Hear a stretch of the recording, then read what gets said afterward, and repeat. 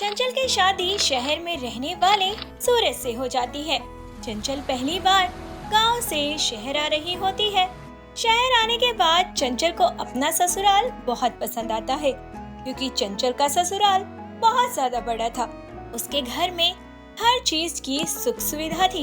ये सब देखकर चंचल की आंखें फटी की फटी रह जाती हैं। हे भगवान जी, मेरा ससुराल तो सच में बहुत बड़ा है। आज तक इतना बड़ा घर मैंने कभी नहीं देखा। ऐसा लग रहा है जैसे कि मैं किसी महल में आ गई हूँ। सच कहा है किसी ने, जब भगवान देता है ना तो छप्पर फाड़ के देता है। शादी करने के बाद तो मेरी किस्मत ही बदल गई, वो भी पूरी तरीके से। कहाँ मैं गांव में गोबर उठाती थी और दिन भर गाय भैंस चराती थी, और अब शादी के बाद तो मेरे ठाट बाट बन गए। मैं तो महारानी बनकर रहूंगी इस घर में। चंचल बहुत ही सीधी थी और कम पढ़ी लिखी थी, इसीलिए सूरज इस शादी के खिलाफ था। लेकिन अपनी माँ कुसुम के जिद के कारण सूरज ने चंचल से शादी कर ली थी। कुसुम अपने बहू बेटे को घर के अंदर लाती है और खुद अपनी बहू के लिए चाय बनाकर लेकर आती है। ये लो बहू, चाय पियो और हमारे घर में तुम्हारा स्वागत है। अब से ये घर तुम्हारा ही है। इस घर को तुम संभाल के रखना।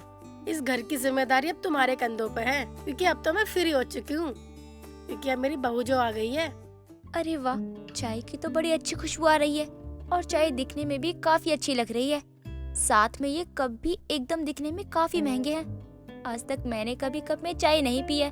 बड़ा मजा आ रहा है वैसे तो। क्या बात है चंचल बहू, तुम कुछ बोल क्यों नहीं रही हो? सब ठीक तो है ना? तुम्हें मेरा घर परिवार सब पसंद तो आया ना बेटा? अरे सासू माँ, आप भी ना कैसी बातें करती हो। भला इतना बड़ा घर किसी लड़की को पसंद क्यों नहीं आएगा? आप तो जानती हो ना कि मैं कैसे झोपड़ी वाले घर में रहती थी और अब सीधा महल में आ चुकी हूँ। और वैसे भी थोड़ा बहुत चीजों को समझने में थोड़ा टाइम तो लगेगा। हाँ बेटा, ये तो तुमने बिल्कुल सही कहा। समय तो लगता ही है। अब जो कुछ भी है ये तुम्हारा ही है, इसे तुम्हें संभाल कर रखना है। अब ये तुम्हारी ही जिम्मेदारी है। अब तुम इस घर की बहू हो और एक बहू को लक्ष्मी का रूप माना जाता है, और एक लक्ष्मी होने के नाते तुम्हारा फर्ज बनता है बहू कि तुम इस घर में सभी का ध्यान रखो और अपने घर परिवार की उन्नति के बारे में सोचो।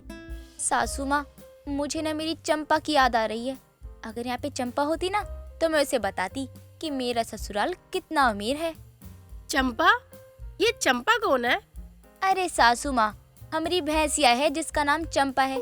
वैसे सासू माँ, चाय तो बहुत स्वादिष्ट है। हमारे गांव में तो काली चाय बनती थी।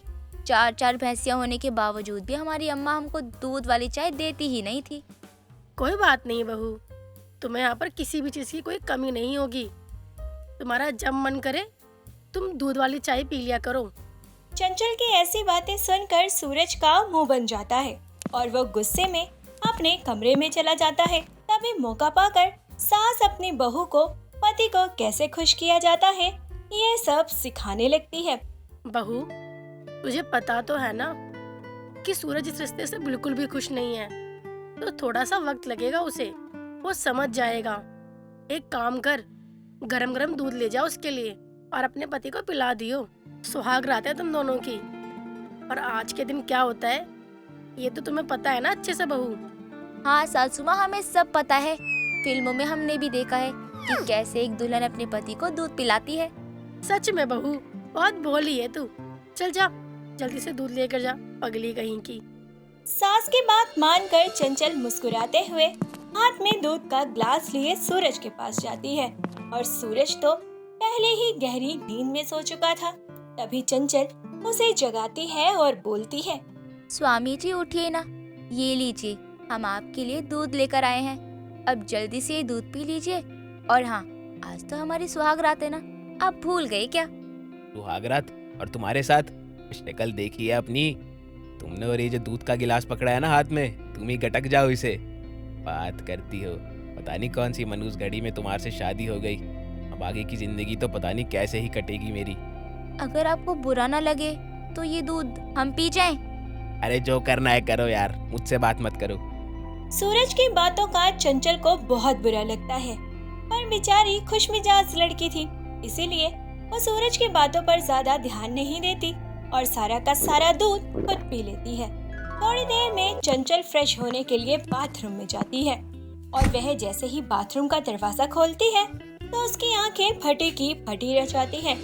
अरे बाप रे, ये बाथरूम है, इतना बड़ा बाथरूम, और दिखने में तो कमरे से भी ज्यादा सुंदर लग रहा है। अरे इस बाथरूम से तो बाहर आने का मन ही नहीं कर रहा है। एक काम करती हूँ, यहीं सो जाती हूँ। चंचल को बाथरूम इतना ज्यादा पसंद आ जाता है कि वो बाथरूम में ही जाकर सो जाती है। ऐसे ही सुबह हो जाती है। सुबह उठकर सूरज जैसे ही फ्रेश होने के लिए जाता है तो देखता है कि चंचल बाथरूम में सोई हुई है। ये सब देखकर सूरज को गुस्सा आता है और वो चंचल पर चिल्लाने लगता है। अबे ओ गांव की गवार, अरे पागलों वाली हरकतें क्यों करती हो? ये बाथरूम है, बेडरूम नहीं है। अरे सोने के लिए बेड होता है कमरे में। सच में जानवरों वाली हरकतें हैं तुम्हारी। अरे क्या हो गया, इतना गुस्सा क्यों हो रहे हो? हमारा मन, हम चाहे बाथरूम में सोए या फिर बेडरूम में सोए। अरे यार, फालतू की बहस मत करो मेरे से। और मेरा 1% मन नहीं है तुमसे बात करने का। एक तो तुम्हारी शक्ल सूरत तो छोड़ो, तुम्हारे में तो बुद्धि भी नहीं है यार। तुमसे तो कोई गवार भी शादी ना करे। मेरी किस्मत फूटी थी जो मैं तुम्हारे पल्लू बंध गया। सूरज बुरी तरह से चंचल को डांट देता है और तभी वहाँ चंचल की सास आ जाती है और अपने बेटे से बोलती है। अरे बेटा, क्या हो गया? क्यों बेकार में चिल्ला रहा है बहू पे तू? अरे मैं जानती हूँ कि बहू गांव की है। इसका मतलब ये तो नहीं ना कि तुम जब चाहो उसकी बेइज्जती कर दो। अगर तुम उसे शहर के तौर तरीके नहीं समझा सकते तो बेइज्जती तो मत करो उसकी। माँ मुझे माफ करो, मैं आज तक कभी आपसे इस बारे में बोला नहीं, पर आज मैं कहता हूँ आपने मेरी जिंदगी बर्बाद कर दी है इस पागल लड़की के साथ मेरी शादी करवा कर। अरे गवार है ये, इसको ये नहीं पता कि बाथरूम सोने के लिए नहीं बना। इतना बोलकर सूरज गुस्से में ऑफिस चला जाता है, जिसके बाद सास ठान लेती है कि वो अपनी बहू को पूरे तरीके से बदल कर ही रहेगी। ऐसे ही अब कुसुम अपनी बहू को पर्सनैलिटी डेवलपमेंट के कोचिंग सेंटर भेजना शुरू कर देती है, जहां चंचल को शहर के तौर तरीकों के बारे में सिखाया जाता है। देखते ही देखते चंचल शहर के तौर तरीकों में पूरे तरीके से ढल जाती है और उसे सामने वाले से कैसे बात करना है और खुद को कैसे मेंटेन करना है आदि जैसी सारी चीजें बखूबी आ जाती हैं। चंचल का ऐसा रूप और बदलाव देखकर सूरज हैरान हो जाता है, क्योंकि अब चंचल का रहन सहन पूरे तरीके से बदल जा चुका था। ऐसे ही अब सूरज आए दिन चंचल के पीछे पीछे घूमता रहता था, लेकिन चंचल उसे जरा सा भी भाव नहीं दे रही थी। ऐसे ही एक दिन सूरज और चंचल कमरे में थे, तभी सूरज चंचल के पास जाता है और बोलता है। वैसे तुम्हें इस तरह से बदला हुआ देखकर मुझे बहुत खुशी मिल रही है। सच में तुम अब पहले से बहुत ज्यादा सुंदर लग रही हो, और तुम्हें बात करने का तरीका भी आ गया है।